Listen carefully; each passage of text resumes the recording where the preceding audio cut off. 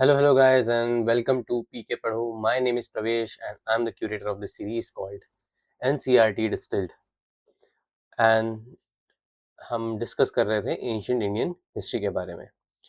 आपने देखा होगा जैसे प्रीवियस लेक्चर में हमने बात करी थी, प्रीवियस के जो 2 लेक्चर्स हैं उसमें हमने बात करी थी द पोस्ट मॉडर्न पीरियड में जो नई डायनेस्टीज इमर्ज हुई आपकी after the power vacuum that was created, जब मौर्यन एम्पायर खत्म हो गया। ठीक है, तो शुंगास, कानवास, सतवाहन्स एंड इक्ष्वाकुस, इनकी हमने बात कर ली थी। अभी जो हम बात करेंगे इस पोस्ट मॉडर्न पीरियड में, वो है हमारा लेक्चर 22 रहेगा।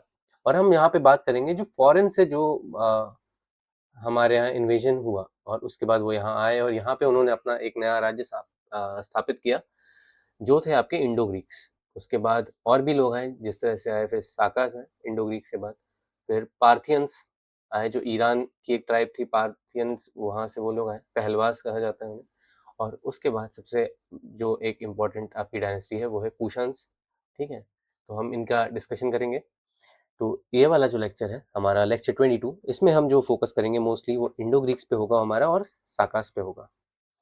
इनका जो इकोनॉमी है, एडमिनिस्ट्रेशन, और ज़्यादा इस पे डिस्कशन नहीं, बस हम लेकिन टच कर लेंगे कि इनके महान राजा कौन थे, इनके सोर्सेस क्या क्या मिले कि हाँ हमें पता चला कि ये लोग यहाँ पे राज करते थे, इनका यहाँ तक एम्पायर था, या किससे लड़ाई हुई इनकी, किस तरीके से, और आर्ट एंड आर्किटेक्चर में क्या काम किया गया, वो सारी बातें हम कुछ कुछ यहाँ पे डिस्कस करेंगे एक स्पेसिफिक दायरे के अंदर।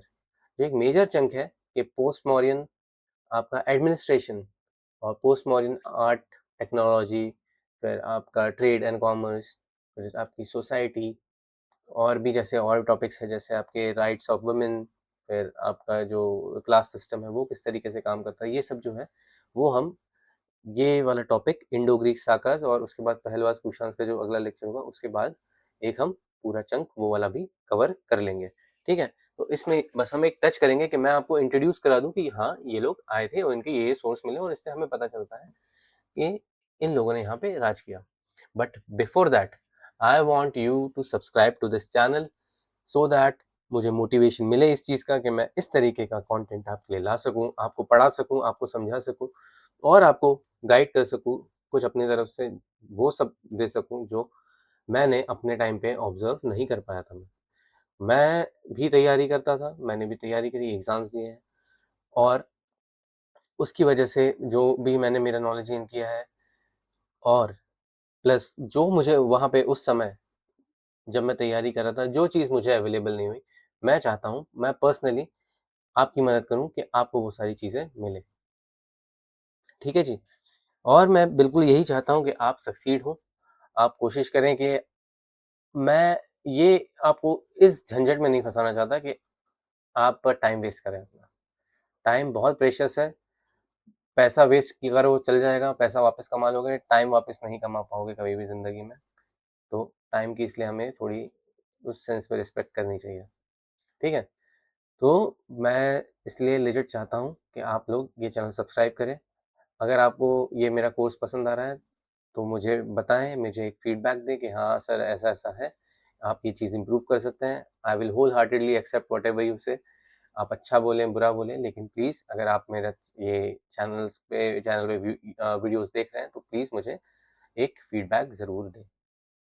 ओके, इससे मुझे काफ़ी मोटिवेशन मिलता है, काफ़ी मुझे एक नया दायरा मिलता है सोचने के लिए कि मैं और भी क्या नया कर सकता हूँ और किस तरीके से आपकी और सहायता कर पाऊंगा मैं। ठीक है guys, and notes are on my Telegram, that is @pk पढ़ो, तो आप वहाँ से डाउनलोड कर लीजिएगा, सारे नोट्स वहीं पे हैं।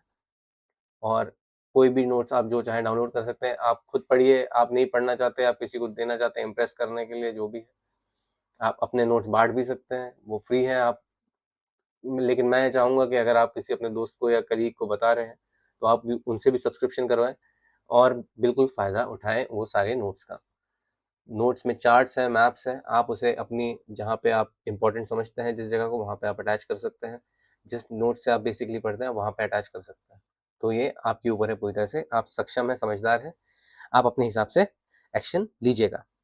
तो फिर हम बात करते हैं इंडो ग्रीस की। ठीक है, सबसे पहले हम देखेंगे कि एक ओवरव्यू ले लेते हैं कि था क्या बेसिकली फॉरेन किंगडम्स क्या थे। तो foreign kingdoms in the Mauryan period. The decline of Mauryan Empire after the death of Ashoka led to a political fragmentation of northwestern India. हमने अशोकन जो एम्पायर देखा था प्रीवियस लेक्चर्स में कितना बड़ा था, नॉर्थ वेस्टर्न इंडिया यानी गांधार रीजन तक वो फैला हुआ था. हम अगर देखेंगे, जैसे अगर मान लीजिए ये आपका इंडिया है इस तरीके से, ठीक है, ये आपका इंडिया है. अगर अभी हम सिर्फ अशोकन वाले एरिया की बात कर रहे हैं तो ये आपका ये वाला पार्ट आपका हिमाचल और उत्तराखंड वाला हो गया, और यहाँ से ऐसे जाके पूरा कांधार और ये पूरा मिला के इस तरीके से ये एरिया था. सिर्फ ये वाला पार्ट छोड़ के और ये वाला पार्ट छोड़ के, ये वाला पार्ट नहीं था अशोका के पास, ये वाला पार्ट नहीं था. बाकी इतना बड़ा पूरा एम्पायर अशोकन एम्पायर था. और ये वाले रीजन में से आपके इन्वेजन्स हुए हैं, ये वाले जिनकी हम बात करेंगे अभी. ठीक है, तो नॉर्थ वेस्टर्न इंडिया में फ्रेगमेंटेशन पॉलिटिकल वैक्यूम क्रिएट हो गया था. Taking advantage of this situation several foreign groups from Central Asia, Iran, the Hellenistic world यानी ग्रीस और आपका Rome entered and established kingdoms in the different parts of the Indian subcontinent. जैसे वहाँ पे power vacuum create हुआ तो बहुत सारे लोगों को मौका मिल गया, वो इस तरफ आ सकते हैं. एक कंसोलिडेटेड पावर नहीं थी जो उन्हें रोक सके ये सब करने से. These foreign rulers played an important role in shaping the political, economic, and religious cultural history of ancient India. They established extensive trade networks connecting India with Central Asia, China, and Roman Empire. ठीक है, their rule facilitated cultural exchange, influenced Indian art, architecture, coinage, astronomy, administration and religion. बहुत सारी चीज़ें उनने influence करी. जैसे शैविज्म को बहुत ज़्यादा सपोर्ट किया उन लोगों ने, वैष्णविज्म को सपोर्ट किया, ये रिलीजन्स हो गए. फिर आपको ट्रेड रूट्स मिलते हैं दक्षिण पथ से लेकर चाइना से भी जोड़ा जाता है. जैसे ईरान में जाके जो आपका सिल्क रूट है और आपका जो उत्तर पथ है ये जाके वहाँ मिलता था, वहाँ से वो आगे बढ़ते थे और आगे सिल्क रोड आपका जाता था वेनिस और जिनेवा ये वाली जगहों पे जाके. जिनोवा करके एक जगह होती थी आपकी वहाँ पे, फ्लोरेंस, जिनोवा और वेनिस, ये इंपॉर्टेंट ट्रेड सेंटर हुआ करते थे यूरोप के. तो वहाँ तक ये वाले ट्रेड रूट्स जाया करते थे. इस तरह से ट्रेड डेवलप हुआ. Alright guys, most of these rulers gradually became Indianized and they adopted local languages, religious belief, customs, administrative. अब although जैसे हम बात करते हैं कुशन्स की, they were from the Yuchi tribe. It is part of basically they come directly from China. But when they came arrived in India, तो वहाँ से उन लोगों ने एक नया अपना शैविज्म को प्रमोट करना शुरू किया. ठीक है, तो इस तरीके से वो लोग इंडियनाइज भी हो गए. कनिष्क जो नाम है, ठीक है, फिर मिहिर कुल नाम हो गया आपका, मिहिर, मिलिंद, ठीक है, मिलिंद नाम है हो गया, मिनाइंडर का नाम मिलिंद हो गया. तो इस तरीके से नाम भी उनके बदले और धर्म बदला. ये सारी चीज़ें उन्होंने फिर इंडियन जो उनके रूट्स थे, इंडियन रिलीजन्स थे, इंडियन थॉट प्रोसेस था, फिलॉसफी थी, उसको एक्सेप्ट किया उन लोगों ने. मेजर फॉरेन किंगडम्स क्या है आपके, ये जो हमारे रहेंगे, जो हम डिस्कस करेंगे वो है इंडो ग्रीक्स या Yavanas, Bactria, Greek kingdoms of Central Asia. ठीक है, फिर साकास, इंडो साइथियंस, ये आपके सेंट्रल एशिया, साइथियन ट्राइब करके थी, वहाँ से आए थे साकास. पार्थियंस या पहलवास, ये ईरान है, पार्थिया करके, ईरान जो ईस्टर्न ईरान वाला हिस्सा है वहाँ से आए थे.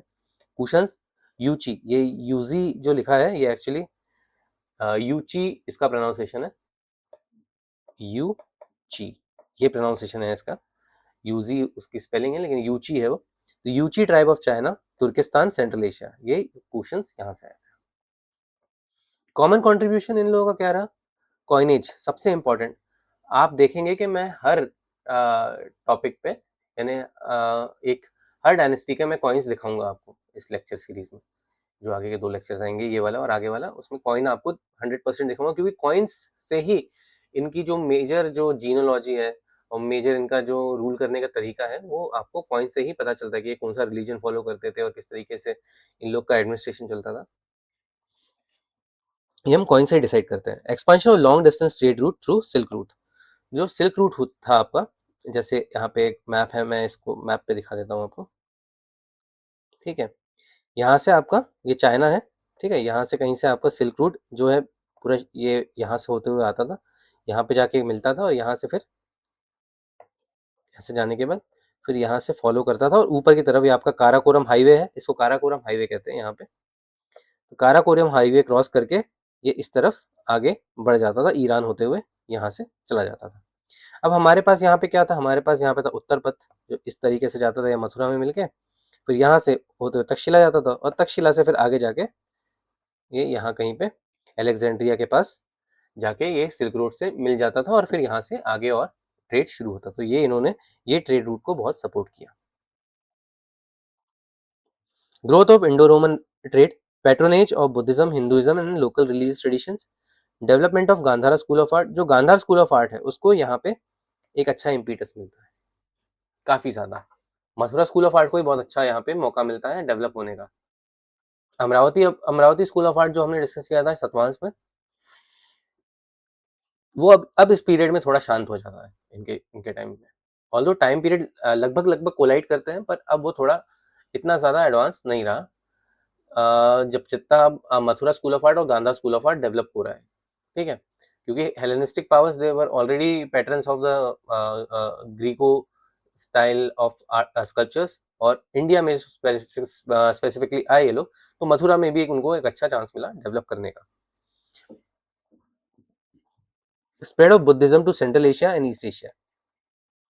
Okay, like Sakas, they were the followers of Buddhist, Mahayana Buddhism follow करते थे। तो उन लोगों ने, क्योंकि उनकी ट्राइब वहां से, अगर साइथियन एम्पायर हम देखेंगे जब, तो साइथियन एम्पायर इंडिया में तो एक उसका हिस्सा था, शतरप था उसका, ठीक है, उसका एक बहुत बड़ा रीजन था, पूरा सेंट्रल एशिया, चाइना वगैरह और ईरान, ये पूरा हिस्सा कवर करता था। इंडिया में बस उसका एक पार्ट था शतरप।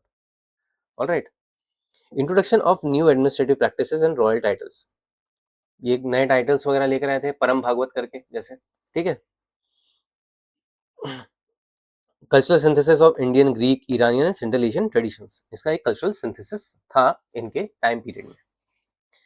इंपॉर्टेंट टर्म्स जो हम बात करते हैं, जैसे जिनको जो बोला जाता है, ग्रीक्स को यवंस बोला जाता है, साइथियंस आपके साकास हो जाते हैं इंडिया में, पार्थियंस आपके पहलवास हो जाते हैं, और यूची जो है, ये देखिए यूची इसका प्रोनाउंसिएशन है, ये एक सेंट्रल एशियन ट्राइब थी जहाँ से कुशन्स आए। तो इंपॉर्टेंट टर्म था यहाँ पे, मैंने इसलिए बता दिया है।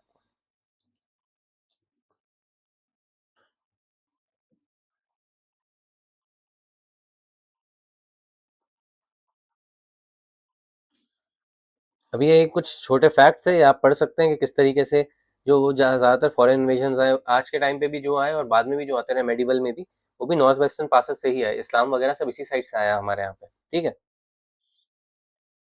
Kushans establish the largest and most powerful foreign empire in the post modern India, और ये वाले सारे इनके बीच में एज अ ब्रिज एक्ट करते थे ये आपके जो फॉरेन डायनेस्टीज थी। और कॉइन्स, कॉइन्स सबसे इम्पोर्टेंट इसका एस्पेक्ट है, कॉइन्स सबसे इम्पोर्टेंट एस्पेक्ट है इस पूरे टॉपिक का। बिना कॉइन्स का ये वाला टॉपिक, यानी ये मान लीजिए कि ये आप 40% ही रह जाता है अगर कॉइन्स हमने डिस्कस नहीं करे तो। कॉइन्स सबसे ज्यादा अगर ये टॉपिक में से पूछा जाएगा तो कॉइनेज पे ही पूछा जाएगा। इंडो ग्रीक्स या यवंस की बात कर लेते हैं हम। सबसे पहली हमारी जो डायनेस्टी है फॉरेन की जिसने इंडिया पे रूल किया, तो हम इंडो ग्रीक्स की बात करते हैं। Indo Greeks were the first foreign rulers to establish a kingdom in north western India after the decline of Mauryan empire. They were descendants of the Greek rulers who emerged after the death of Alexander. Seleucus जैसे हो गए, Seleucus Nicator आपका। तो इनके through इनके ही वंशज थे ये लोग। Indian sources Greeks were referred to as Yavanas, Yavana बोला जाता था इनको। यवन का एक मतलब होता है ब्लैक पेपर, काली मिर्च जो है आपकी, ब्लैक पेपर, उसे यवन कहा जाता है। तो बेसिकली जो ट्रेड पहले से जब ट्रेड चालू हुआ था, जहाँ से इनका नाम ये पड़ा ग्रीक्स का नाम यवन, वहाँ पे ये हुआ था कि उन लोगों को ग्रीक्स को चाहिए थी काली मिर्च, इंडिया से स्पाइसेस चाहिए था। तो उस काली मिर्च क्योंकि उनको पसंद थी, यवन प्रिय बोलते हैं, यवन प्रिय, तो यवन प्रिय से ही वो यवन रहेगा। यवन प्रिय का मतलब क्या होता है? यवन प्रिय, ठीक है, वन हु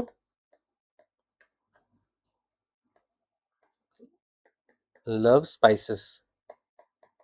स्पेसिफिकली अगर बात करेंगे तो यहाँ पे ब्लैक पेपर की बात हो रही है, तो one who love spices those were यवन प्रियस, एंड फ्रॉम दिस यवन प्रिय तो सिर्फ यवन बच गया, तो इसलिए यवंस कहा जाता है ग्रीक्स को।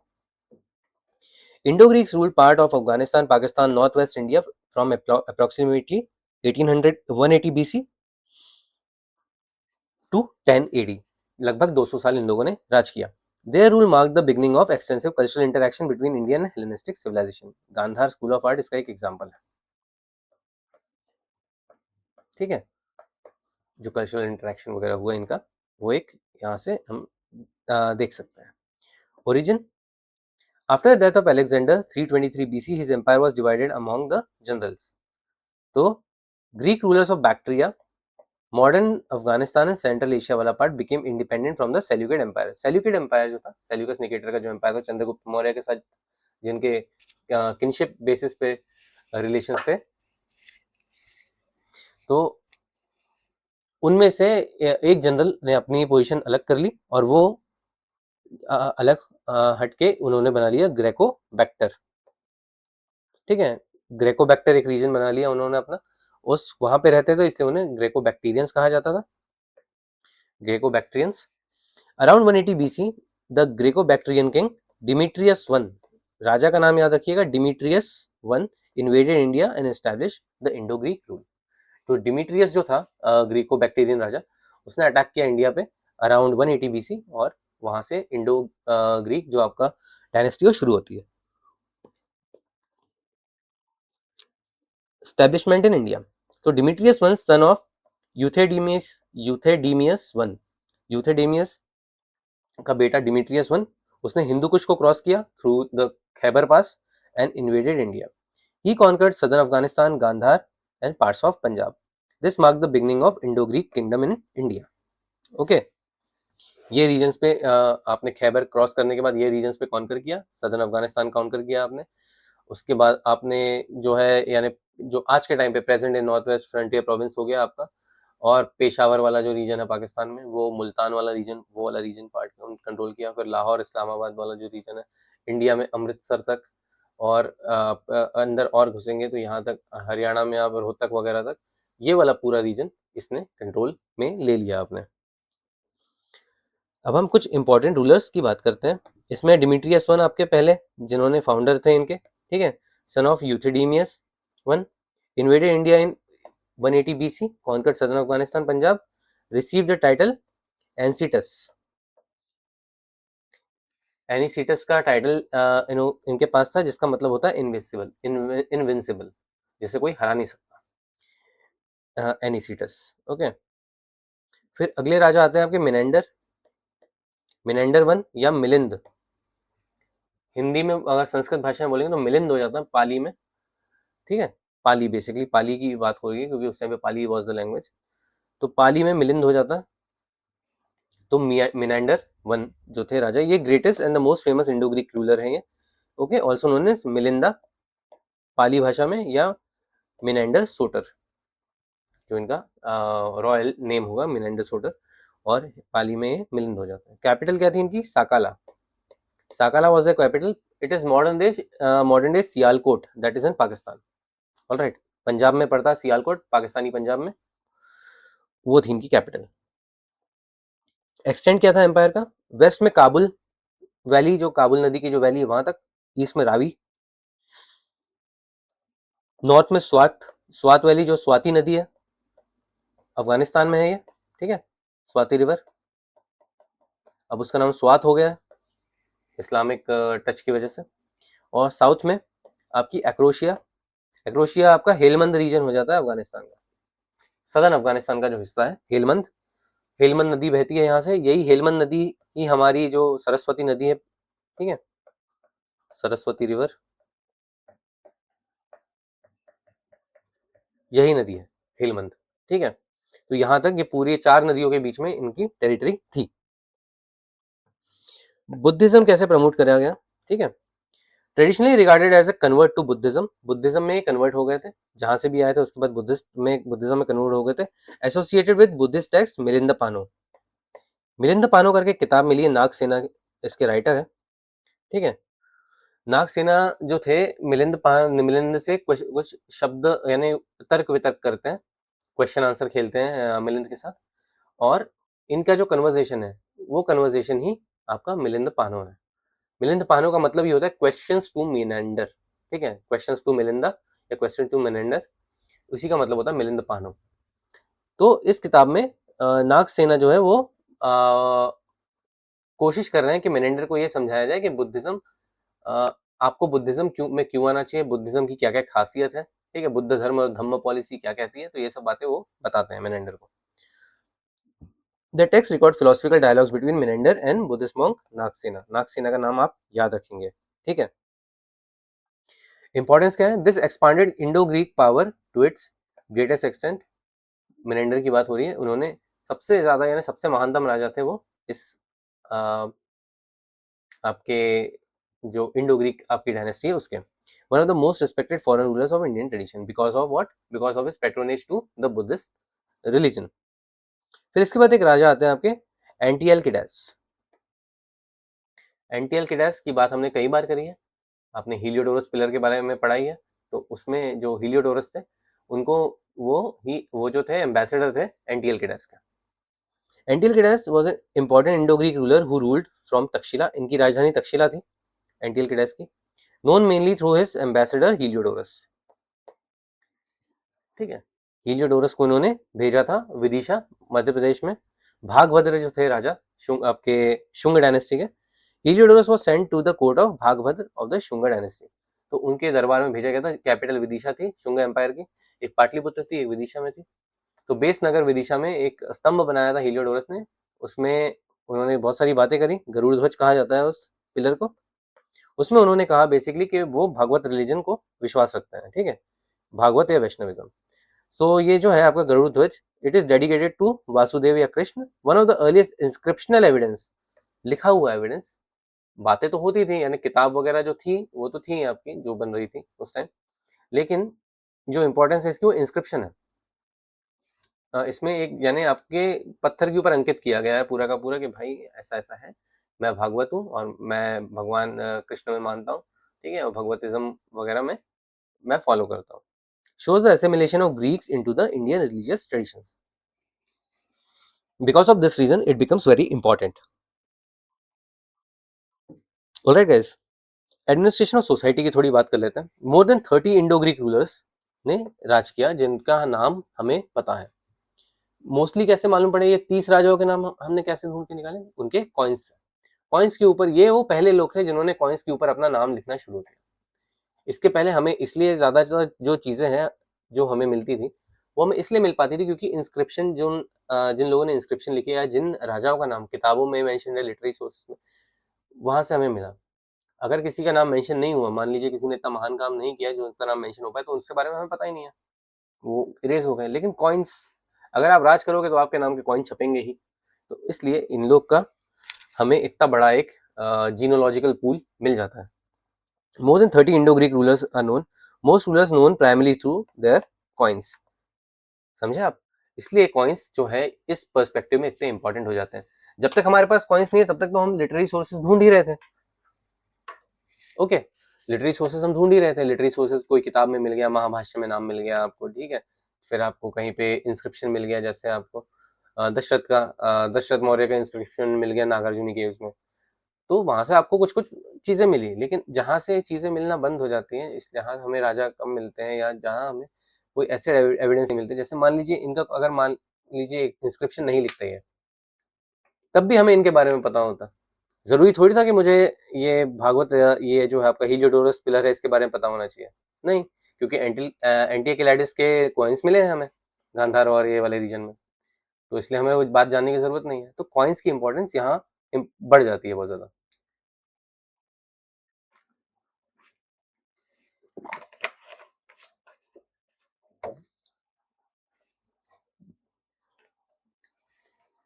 The kingdom was not always united, often fragmented into smaller kingdoms.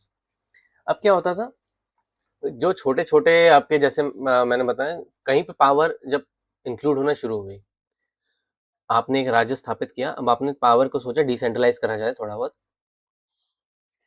Provinces बनाया जाए, लोगों को दिया जाए कि आप रूल करिए या आप एक लोकल एरिया को रूल करिए और जैसे रेवेन्यू वगैरह वो हमें ला कर दीजिए। पर नॉट नेसेसरी कि हर सबके जो इंटेंशंस हो एक जैसे हो, अच्छे हो। तो बहुत सारे जो है छोटे छोटे जो आपके एरियाज थे वो भी पावर एक्सर्ट करने लगे, तो कभी कभी फ्रेगमेंटेशन हो जाता था। जैसे मान लीजिए अब मथुरा की बात कर लेते हैं। कभी कभी मथुरा को जाके किसी ने कैप्चर कर लिया, एक लोकल रूलर ने, फिर आके इनने छुड़ाया। फिर कभी जाके आपके सातवाहन वहां तक पहुंच गए, फिर आपने छुड़वाया। फिर आप कभी आपकी लड़ाई हो गई यहाँ से इक्ष्वाकु से, फिर आपने जाके छुड़ाया। फिर आप अकेले नहीं थे, आपके बाद फिर साकास आए, वो भी पावर एक्सर्ट करने लगे, कभी उनने टेक ओवर किया, कभी आपने टेक ओवर किया फिर से। तो इस तरीके से लड़ाई चलती रहती थी, छोटे छोटे रीजन्स को, ये फ्रेगमेंटेड थे, इससे जल्दी मालूम नहीं पड़ता था कि किसके हाथ में क्या है। Not they were not always United, हमेशा एक ही जैसे पूरे के पूरे नहीं रहते थे। हम मैप में भी देखेंगे कि बहुत सारे हिस्से ऐसे हैं कि ऐसे जाके स्ट्रीक बन जाती है और फिर आगे जाके एक बड़ा हिस्सा मिल गया। अब ये स्ट्रीक कभी भी कट सकती है, समझ रहे हैं आप? Indo-Greek rulers gradually adopted Indian customs and traditions. Very important, as you know, some turned Bhagwat, some started worshipping Vishnu. तो इस तरीके से वहां से आने के बाद भी वो लोग जो है इंडियनाइज हो गए थे। रिलीजन की बात करते हैं इनके टाइम के कुछ, तो जैसे Buddhism, several Indo Greek rulers patronise Buddhism. हमने मिलिंदा को देखा, ठीक है, मिनेंडर को। Menander is the most famous example, help promote Buddhism in north western India. जो अफगानिस्तान, फिर तुर्कमेनिस्तान, ठीक है, फिर आपका ताजिकिस्तान, ईरान, इस रीजन में भी हमको बहुत सारे एविडेंस मिलते हैं कि यहाँ पे बुद्धिज्म यहाँ तक फैला हुआ था। पूरा ये आपका जो अफगानिस्तान ईरान वाला एरिया है, सेंट्रल एशिया का रीजन है, और यहाँ तक की मान के चलिए कि आप लोग सीरिया तक, ठीक है, मॉडर्न डे इसराइल, सीरिया वगैरह, यहाँ तक भी बुद्धिज्म का इम्पैक्ट था। वैष्णविज्म, हीलियोडोरस पिलर है जो, Heliodorus adopted the Bhagavata faith, worshipped Vasudeva, ठीक है, तो ये हमें एक एविडेंस मिलता है। ऑलराइट, रिलीजियस टॉलरेंस, तो Indo Greek rulers generally displayed religious tolerance, Greek, Buddhist, Hindu symbols often appear together. अगर हम सिक्के देखेंगे, सिक्के में हमें हिंदू सिंबल्स भी दिखते हैं कुछ, ओके, कुछ हमें ग्रीक जो नाम वगैरह लिखे हैं उनके राजाओं के, उनके अराउंड ऐसे नाम लिखे गए, वो ग्रीक में लिखे गए, तो हमें ऐसे सिंबल्स मिलते हैं। कहीं कहीं पे बुद्ध मिले हैं, सिक्के के आगे पीछे, जैसे आगे अगर राजा का कुछ मोटिव है तो पीछे बुद्ध बने हुए हैं, लिखा हुआ ग्रीक में है उस पर। तो इस तरीके के हमें वहाँ पे कॉइन्स मिलते हैं। Coinage, coins are the most important sources of Indo Greek history. याद रखिएगा, ये कॉइन सबसे इंपॉर्टेंट सोर्स है, इस जो फेज है ये वाला, यहाँ पे सबसे इंपॉर्टेंट सोर्स आपके कॉइन्स ही है, वहाँ पे और कुछ इतना इंपॉर्टेंट नहीं है। Features, first rulers in India to issue coins with realistic portraits of kings, names, titles of rulers and bilingual legends. Very, very, very important. इससे ज़्यादा important एस्पेक्ट कुछ नहीं हो सकता development of coinage in India से। पहली बार राजा का चेहरा, समझ रहे हैं अब, यानी ये वो बात हो गई कि नोट पे गांधी आना, पहली बार राजा का चेहरा एक करेंसी पे बना, पहली बार। उसके बाद नाम पहली बार लिखा गया राजा का, कि ये कॉइन इस राजा का है, ठीक है। जबकि हमें मिलता है एक एविडेंस, हमें और भी मिलता है, जैसे हम अग्निमित्र थे जो शुंग राजा, मित्र का एक सिक्का मिलता है जिसके ऊपर लिखा हुआ है रजन्यो अग्निमित्रम, ऐसा करके, ठीक है। अग्निमित्र का एक हमें सिक्का मिलता है पुराना, अगर मैं ये ट्रिविया है, ये बस आप ऐड कर लीजिए कहीं पे। तो अग्निमित्र शुंग थे जो,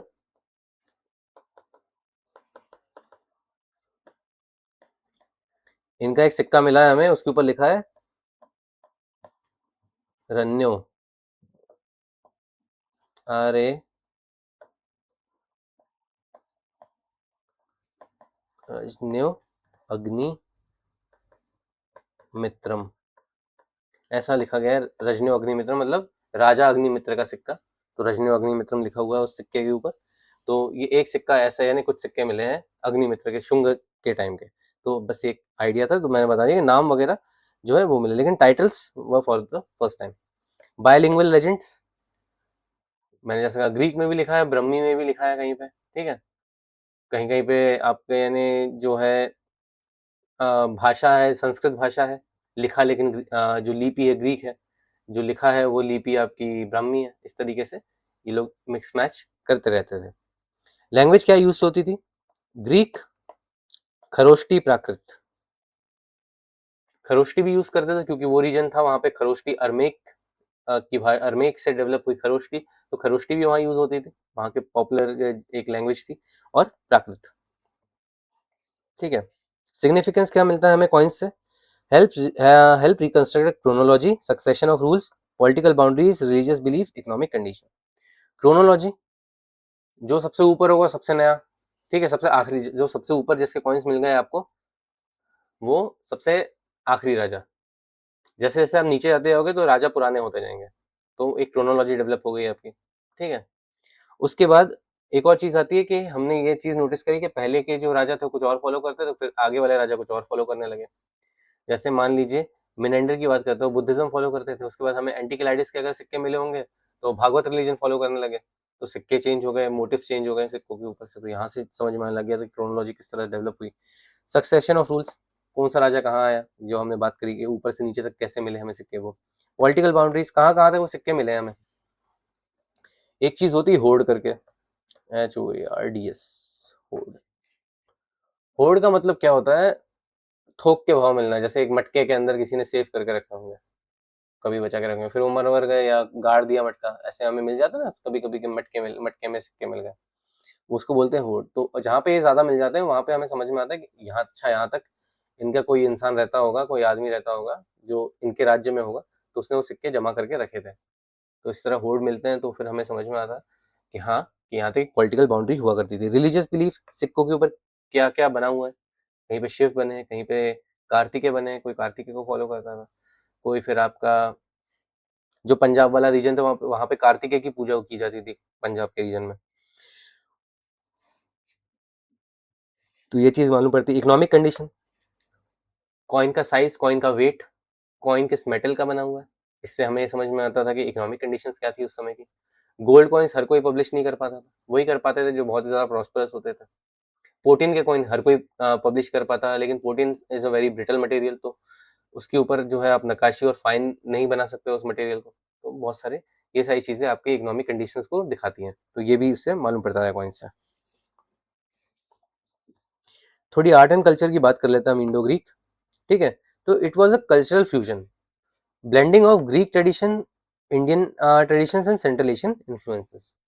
ये सारी चीज़ों का एक सूप था ये पूरा का पूरा, जो इनका आर्ट था।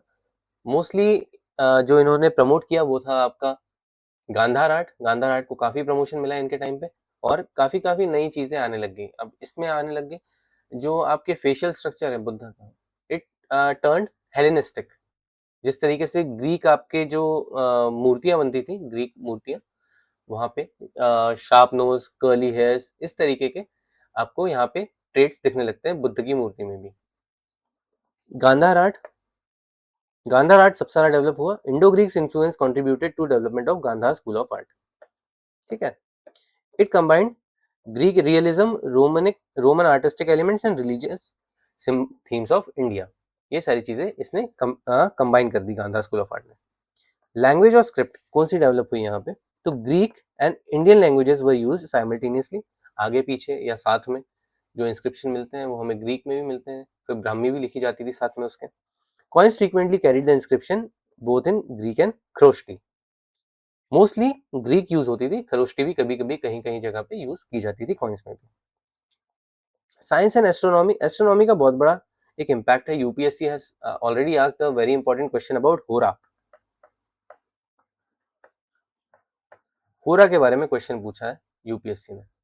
होरा का मतलब होता है साइंस, और साइंस इंडिया में जाके आपका हॉरोस्कोप, या जो इंग्लिश वर्ड है ये जो है आपका ग्रीक वर्ड है, यहाँ से ही हॉरोस्कोप जो है आपका, सॉरी,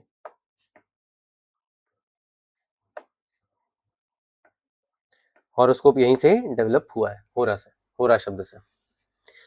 तो इसमें एक है यवनाचार्य, ठीक है।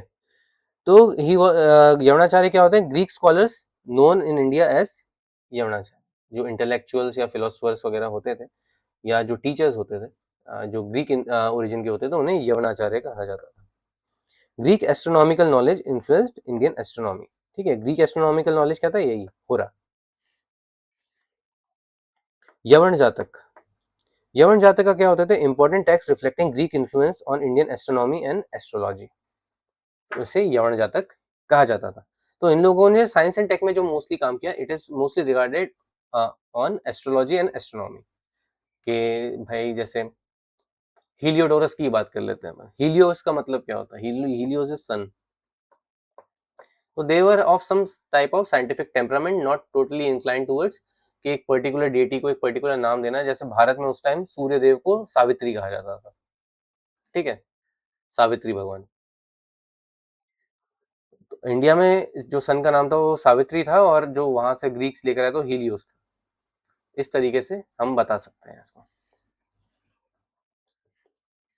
इम्पोर्टेंट सोर्स जो हमें इनकी खोज, यहाँ से हमने खोज किया कि ये राजा थे हमारे, और इन लोगों का जो क्रोनोलॉजी वगैरह डेवलप होती है, तो इसके इंपॉर्टेंट सोर्स के लिटरेरी सोर्स में हमें मिलिंद पानो जो किताब है बहुत इंपॉर्टेंट है। मिलिंद की पूरी कहानी बता देती है हमें, और कुछ क्लासिकल ग्रीक अकाउंट्स भी मिलता है। फिर आर्कोलॉजिकल सोर्सेज में आपके कॉइन्स हो गए, और हीलियोडोरस का पिलर हो गया, ओके। और एपिग्राफिक में आपको हीलियोडोरस का इंस्क्रिप्शन है, जो बेसनगर में इस पिलर के जो पास में एक इंस्क्रिप्शन भी है हीलियोडोरस का, जहाँ पे उसने बताया कि मैं भागवत में विश्वास रखता हूँ, तो वो वाला भी हमें मिलता है। तो ये हीलियोडोरस पिलर और इनके कॉइन्स ये बहुत इंपॉर्टेंट बन जाता है। इंपॉर्टेंट साइट्स क्या क्या है इंडो ग्रीक रूल की? तो साकाला या सियालकोट, ये कैपिटल था मियंडर का, ठीक है।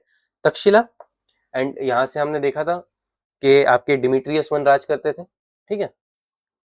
मेजर इंडो ग्रीक सेंटर, फिर बेसनगर विदिशा, एंटिकिलाइडिस ने हीलियोडोरस को यहाँ भेजा था। गांधार, ठीक है, इंडो ग्रीक रीजन का एक इंपॉर्टेंट हिस्सा है Gandhara. Gandhara school of art develop हुआ इस रीजन में। काबुल वैली, ये इसका आखिरी पार्ट था मिनेंडर का जो एम्पायर था इंडो ग्रीक, उसका जो वेस्टर्न मोस्ट पार्ट था।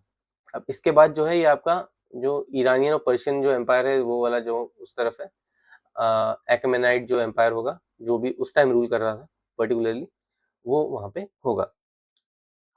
डिक्लाइन किस तरीके से हुआ इंडो ग्रीक का? तो internal fragmentation of the kingdom, okay, continuous conflict with rival rulers, Sakas were trying to enter here, Kanvas were trying forcing them outside, okay. Satavahanas नीचे से फोर्स कर ही रहे थे, तो इस वजह से ये पूरा का पूरा इनके ऊपर काफी इम्पैक्ट पड़ा कॉन्फ्लिक्ट का।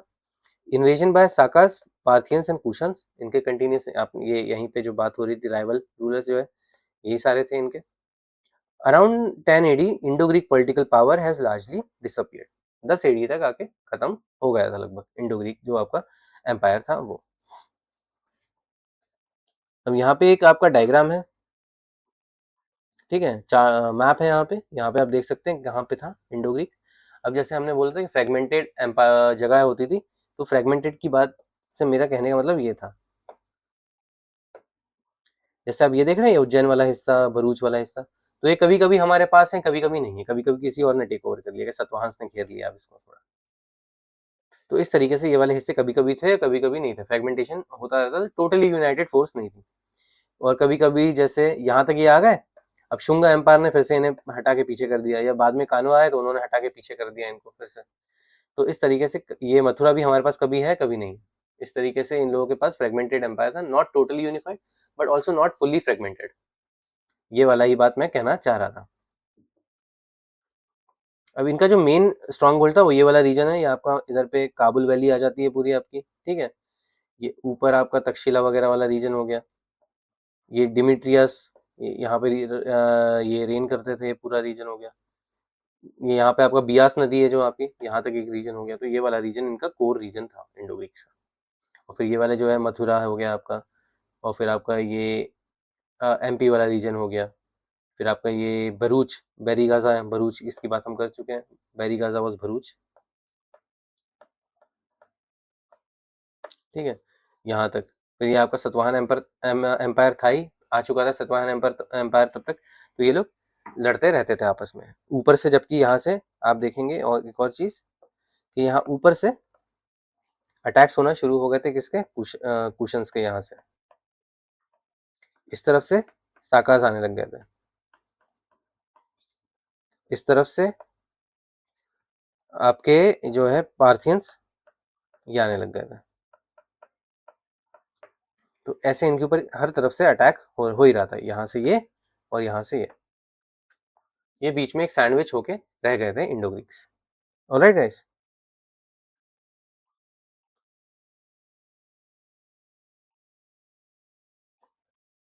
और कुछ तो नहीं है इसमें? मैंने आपको पहले ही वो आपका सिल्क रोड वाला तो मैप पॉइंट समझा ही दिया था, मैं एक बार फिर से बना देता हूँ। यहाँ से सिल्क रोड जाता था आपका, ठीक है, इस तरीके से पूरा, यहाँ से यहाँ काराकोरम है आपका, यहाँ खैबर है आपका, ठीक है, ये खैबर पास है।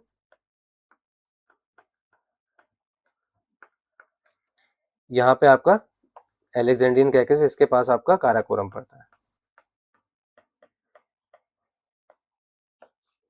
तो ये दोनों पास क्रॉस करके ही आपका जो सिल्क रूट है वो अंदर तक जाता था। फिर बाकी और भी जगह जुड़ती थी, जैसे ऊपर से मंगोलिया वगैरह आके जुड़ता था, वो अलग चीज़ है, वो हमें इतना इंपॉर्टेंट नहीं है। मंगोलिया आके भी काराकोरम में जुड़ता था, मंगोलिया से जो रास्ता आता था, तो Karakoram was a very important point.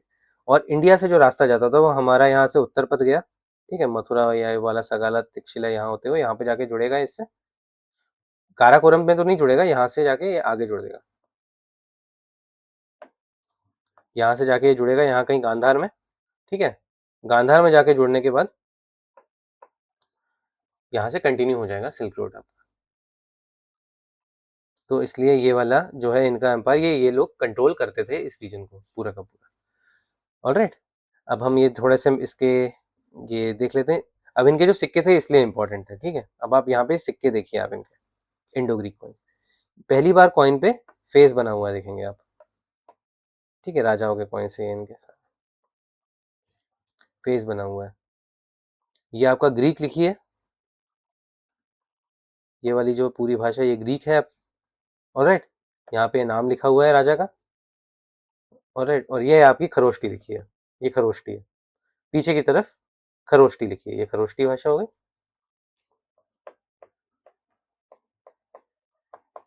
वहाँ की उस एरिया की लोकल लैंग्वेज, और ये आपकी रॉयल भाषा हो गई, जो आप खुद यूज करते हो, आपकी जो मातृभाषा है ये ग्रीक हो गई।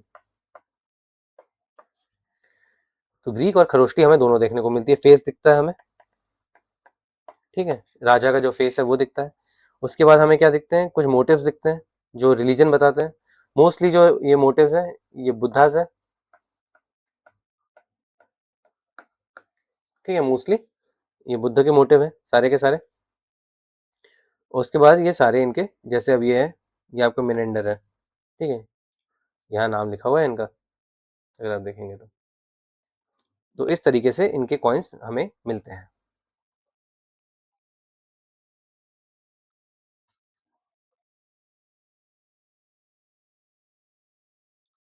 ये आपका पिलर है विदिशा का, बेसनगर पिलर, ठीक है, हीलियोडोरस का ये पिलर था, ये इसका कैपिटल है, इसे गरुड़ स्तंभ कहा जाता है।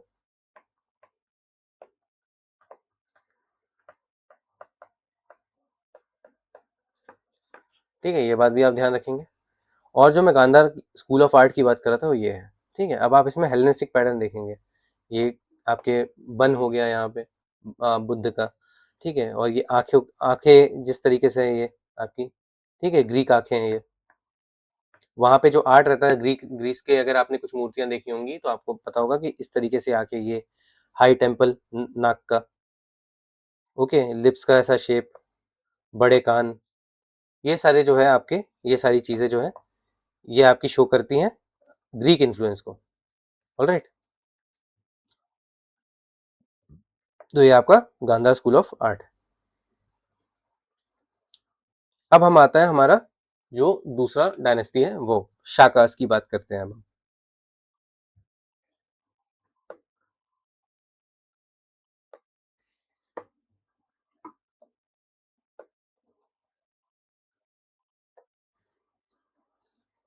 ठीक है, साकास या इंडो साइथियंस।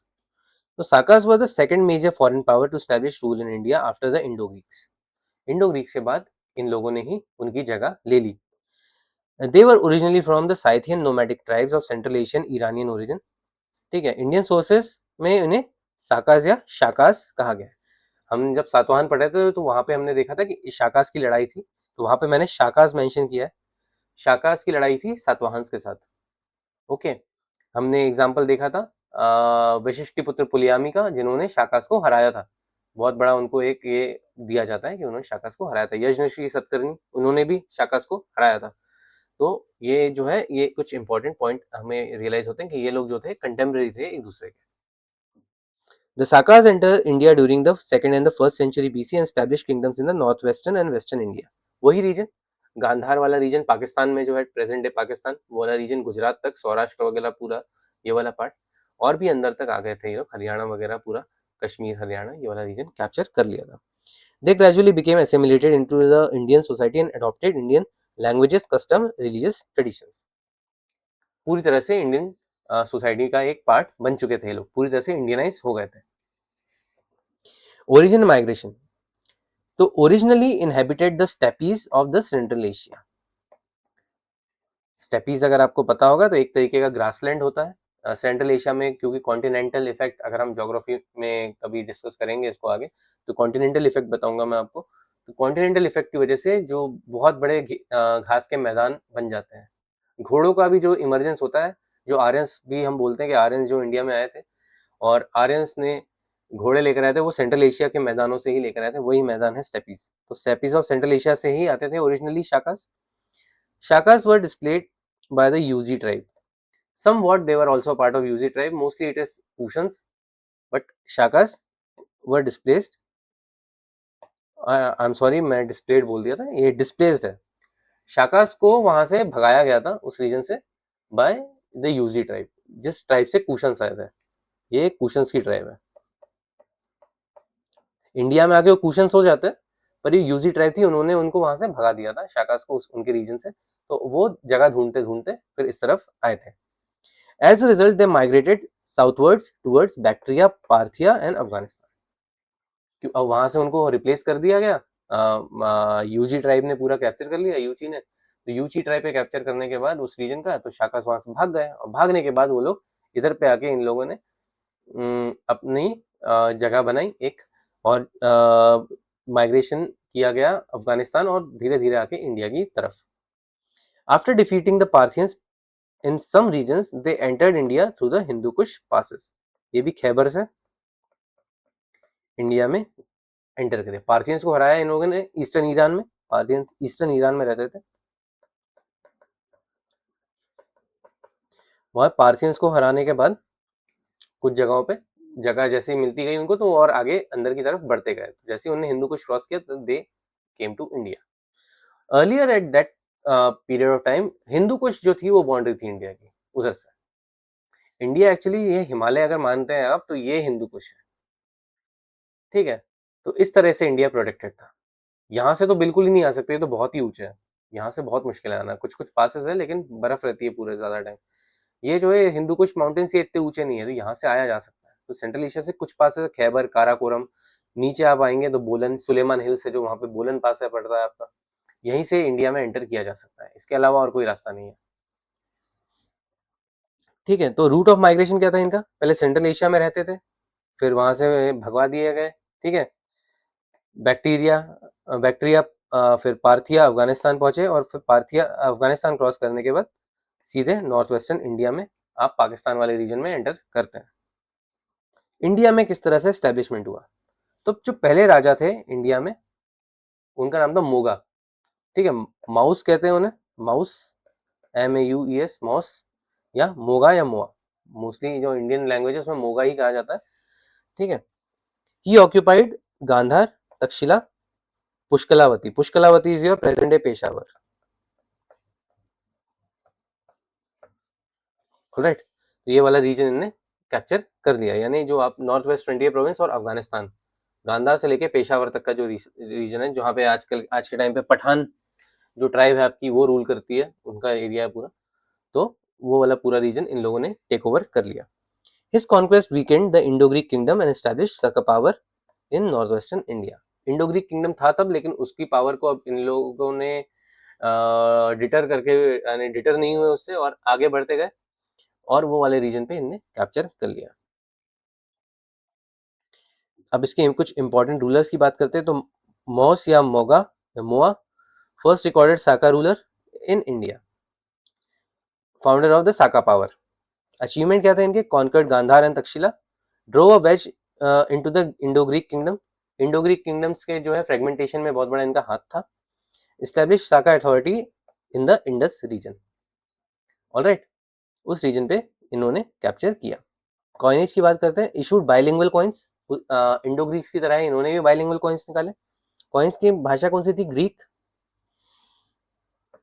फिर खरोष्टी। ग्रीक होती थी और खरोष्टी लेजेंड्स होते थे, और बुद्धिस्ट और हिंदू सिंबल्स भी कुछ कुछ होते थे।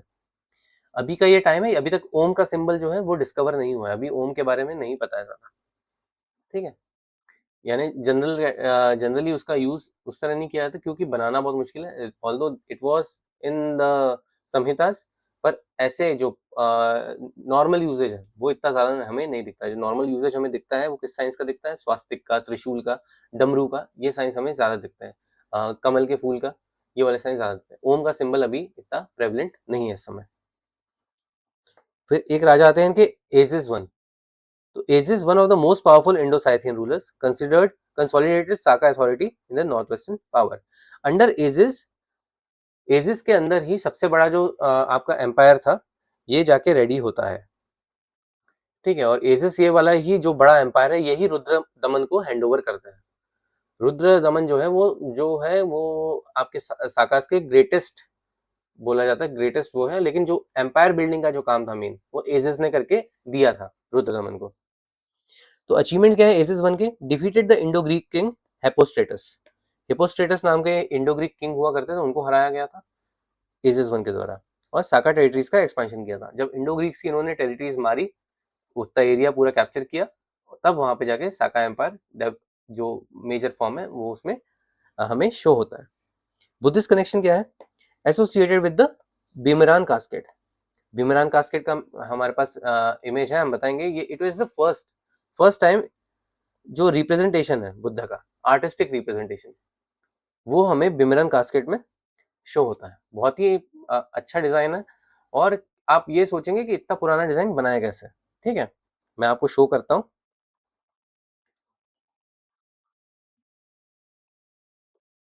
ये है बिमरन कास्केट, ये देखिए, ये है बुद्धा इसमें, ये ब्रह्मा है, ठीक है? गॉड ब्रह्मा, हमारे वैदिक भगवान, ये बुद्धा है। तो ये बिमरन कास्केट है। ये एक्चुअली में एक डब्बा होता है, डब्बा, उसके अंदर सामान रख सकते हैं, उसे कैस्केट कहते हैं। तो ये बिमरन कास्केट इतना इतने इस साइज का है लगभग, और इतना बड़ा है, और इसके ऊपर ये आर्टिस्टिक म्यूरल पहली बार जो थी वो दिखाई गई थी, तो इसलिए ये इतना इंपॉर्टेंट हो जाता है। और इसका रिलेशन है एजिस वन से, इसका रिलेशन है, ठीक है?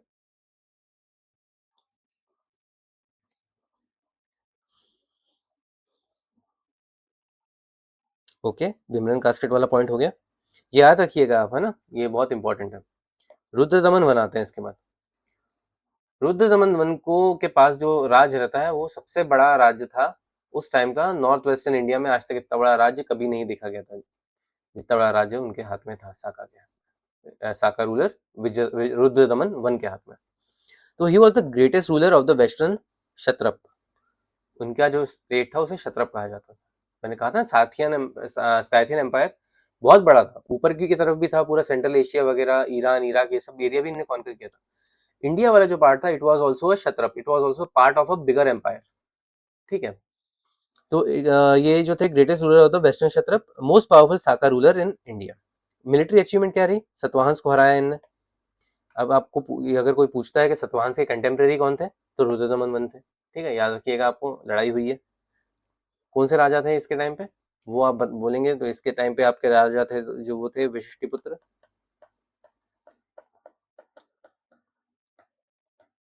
पुलवामी,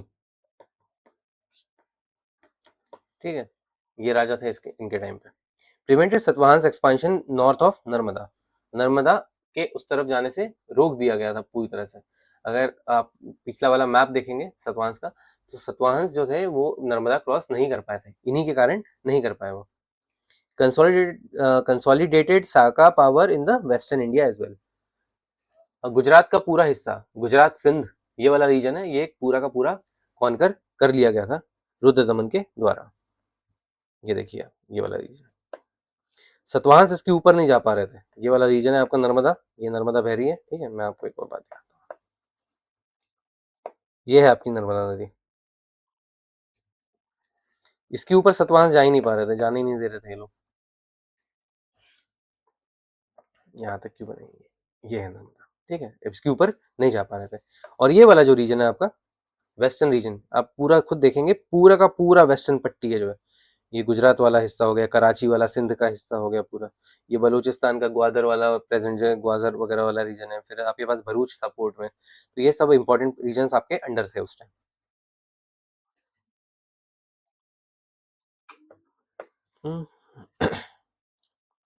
ठीक है। फिर हमें एक इंस्क्रिप्शन मिलता है जूनागढ़ इंस्क्रिप्शन करके, जूनागढ़ जो कि गुजरात में है आपका।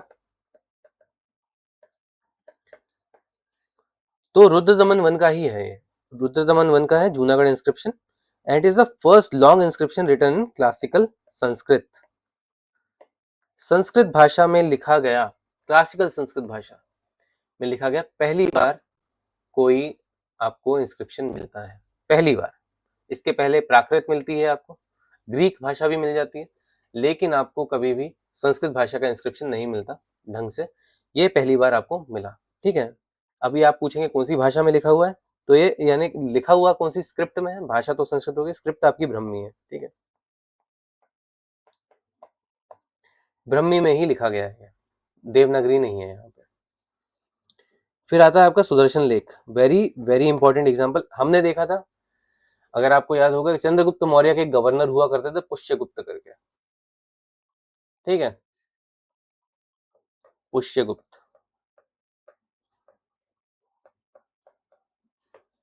ये गवर्नर थे गुजरात एरिया के। किसके गवर्नर थे? चंद्रगुप्त मौर्य के।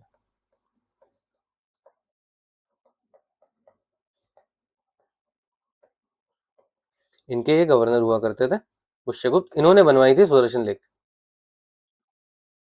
ओके, तो ये जो इंस्क्रिप्शन है ये इसी के पास मिलता है, inscription records of repairs of Sudarshan लेख मिलते हैं हमें जूनागढ़ इंस्क्रिप्शन पे, कि सुदर्शन लेख का रिपेयर करवाया था रुद्रदमन ने, ये हमें यहाँ से मालूम पड़ता है। Claim that repairs were carried out from the royal treasury, सरकारी खजाने से इसका हर्जाना भरा गया था इसको रिपेयर कराने का। No additional tax were impose on the people. Administration, Kshatrapa system, very important. Kshatrapa हमने देखा था, ये क्षत्रप का एक्चुअली रिवाइवल है। आपने देखा होगा क्षत्रप सिस्टम उस टाइम भी एक्टिव था जब मगध एम्पायर जो है इनेसेंट स्टेज में था बहुत ज्यादा अपना। ऑलराइट, हमने देखा था कि कैसे डेरियस का जब इन्वेजन हुआ था, डेरियस वन का, उस टाइम क्षत्रप सिस्टम चलता था। उसने एक क्षत्रप बनाया था, 20वां क्षत्रप अपने एक्मेनाइड एम्पायर का 20वां क्षत्रप था, हिंदुश करके, जो कि पंजाब और सिंध रीजन को जोड़ के बनाया गया था। वो फिर बीच बाद में खत्म हो गया जब मगध एम्पायर ने राइज किया, तब वो प्रोमिनेंस खत्म। उसके बाद मगध ने जब राइज किया तो उन्होंने प्रोविंसेस बनाए, उत्तर पथ करके एक प्रोविंस था उनका, उसी में पूरा वो रीजन आता था। अब जो है, अब ये वाला जो टाइम है, अब वापस से क्षत्रप सिस्टम का रिवाइवल होता है यहाँ पे इतने सालों के बाद।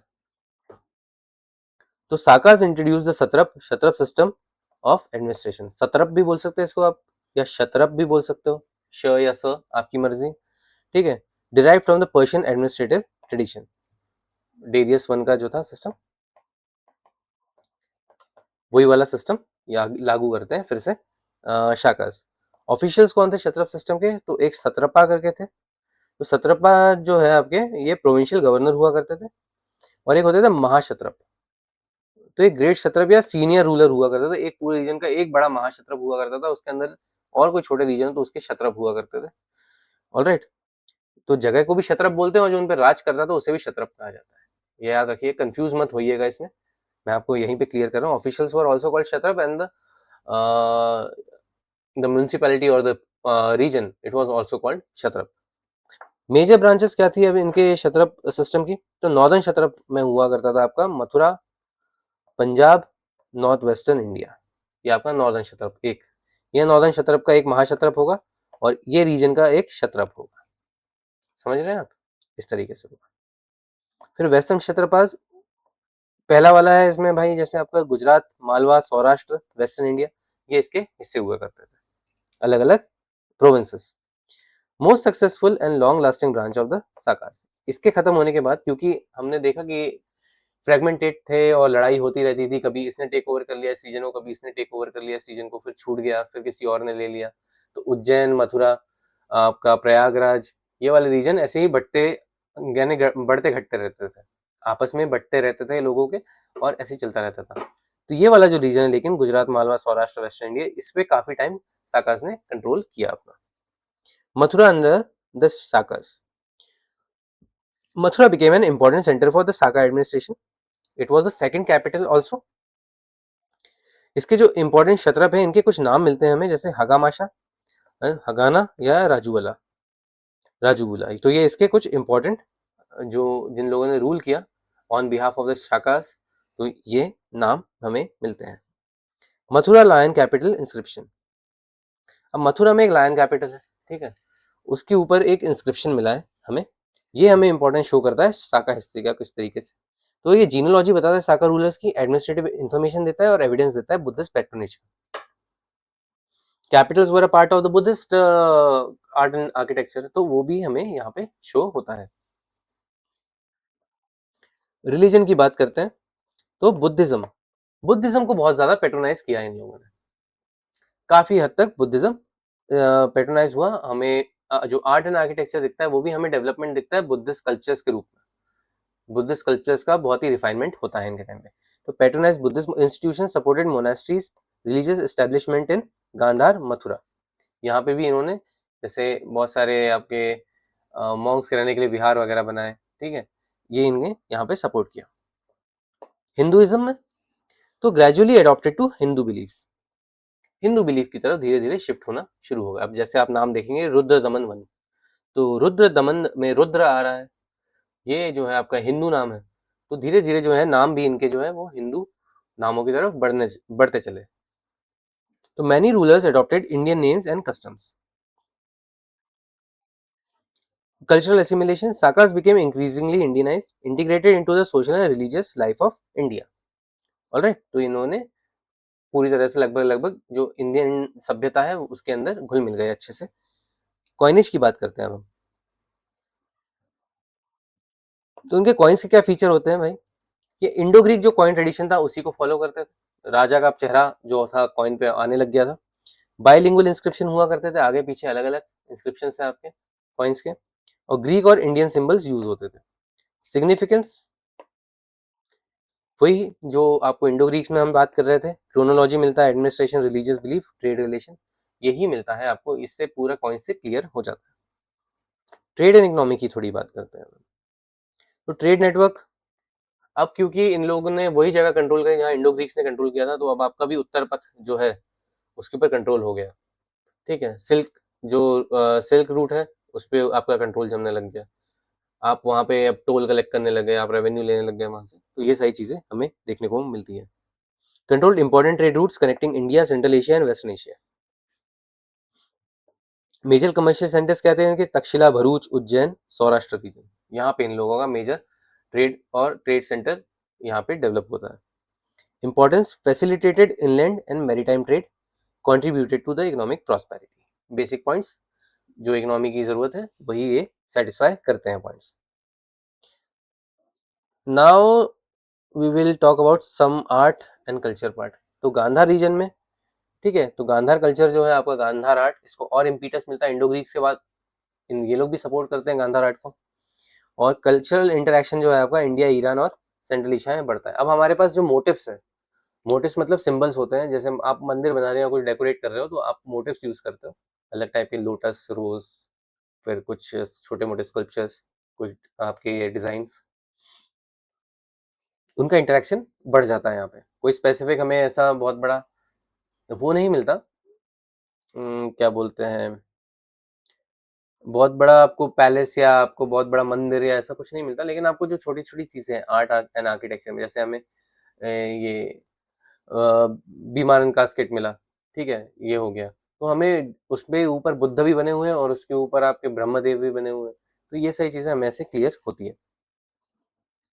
जैसे Bimaran casket associated with Azes one contain one of the earliest depictions of Buddha, very important. Okay, important inscriptions क्या मिले हमें, जूनागढ़ में मिला है हमें, मथुरा लायन कैपिटल, ये दो मिले हैं हमें, ये आप याद रखेंगे, दोनों इंपॉर्टेंट है।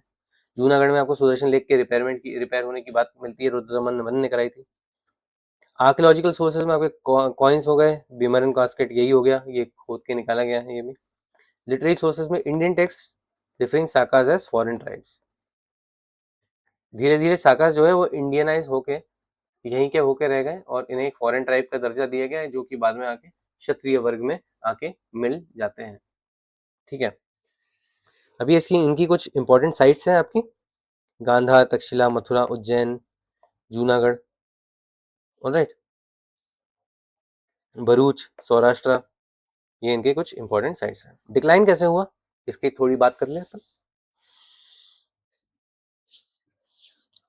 तो नॉर्थ वेस्टर्न शाकास जो थे, जो नॉर्थ वेस्ट वाले थे आपके अफगानिस्तान वाले रीजन के, तो they were defeated by Indo Parthians and Kushans. जो और आपके इंडो ग्रीक्स यानी जो फॉरेनर्स आ रहे थे, जैसे इंडो पार्थियंस यहाँ से आए आपके, ये ईरान का रीजन है। कुशन्स आपके यहाँ से आए पूरा क्रॉस करके, सॉरी कुशन्स आपके यहाँ से आए, इस रीजन से कुशन्स आए, ठीक है। कुशन्स यहाँ से आए, पहलवास यहाँ से आए। ये इन लोगों ने इनके ऊपर, ये नॉर्थ वेस्टर्न वाले रीजन के ऊपर अटैक किया, ये वाला एरिया धीरे धीरे ये लोग कब्जा करने लग गए। वेस्टर्न क्षत्रप जो थे आपके, जो वेस्टर्न वाला क्षत्रप है, ये वाला पार्ट है वेस्टर्न क्षत्रप का, ठीक है। तो वेस्टर्न क्षत्रप जो है continue to rule for several centuries, बहुत टाइम तक इन लोगों ने राज्य किया वेस्टर्न क्षत्रप ने। अल्टीमेटली आखिरी में जाके जब गुप्ता एम्पायर में चंद्रगुप्त टू विक्रमादित्य आते हैं, जो उज्जैन के राजा थे, उन्होंने जाके आखिरी में इन्हें हराया। वहां पे जाके फिर शाका का अंत होता है, जब विक्रमादित्य टू आके चंद्रगुप्त टू विक्रमादित्य आके इन्हें हराते हैं। ऑलराइट गाइस, ये आपका मैप है साका रूल का पूरा इतना बड़ा मैप, इतना बड़ा एरिया ये लोग कवर करते थे। पाटलिपुत्र भी आता है इसमें, और इसका कलर अलग अलग इसलिए है क्योंकि ये इनका कोर रीजन था। जैसे हमने ऊपर देखा था, इंडो ग्रीक से एक कोर रीजन था, ये इनका कोर रीजन है, और ये वो वाले रीजन है जो आते जाते रहते थे। अब इसमें एक और डिफरेंस ये है कि ये वाला जो पार्ट है, यही पार्ट आपका जो लॉस हो गया था, जो खत्म हो गया था, जो नॉर्थ वेस्टर्न पार्ट है, ये नॉर्थ वेस्टर्न पार्ट यही वाला है, और ये वाला जो है आपका, ये वेस्टर्न पार्ट है।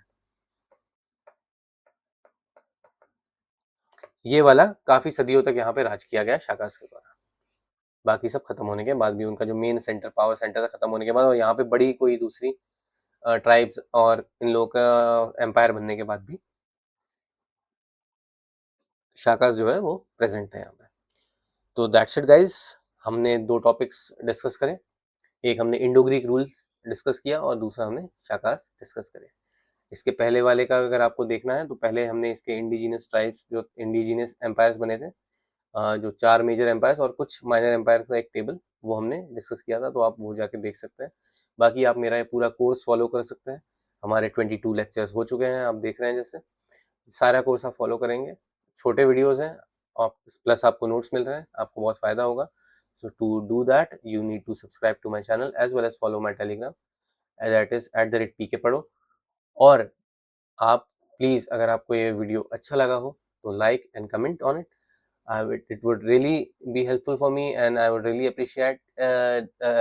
appreciate that आप मुझे समर्थन कर रहे हैं, मुझे थोड़ी मदद कर रहे हैं, ताकि मैं ऐसा ही कंटेंट आपके लिए ला सकूं, और अपनी मदद करके मैं, हो सकता है कोशिश करके आपकी भी मदद कर सकूं, आपको एक ऐसा रास्ता दिखा सकूं जहां से यानी आपके लिए चीज़ें बहुत आसान हो जाए।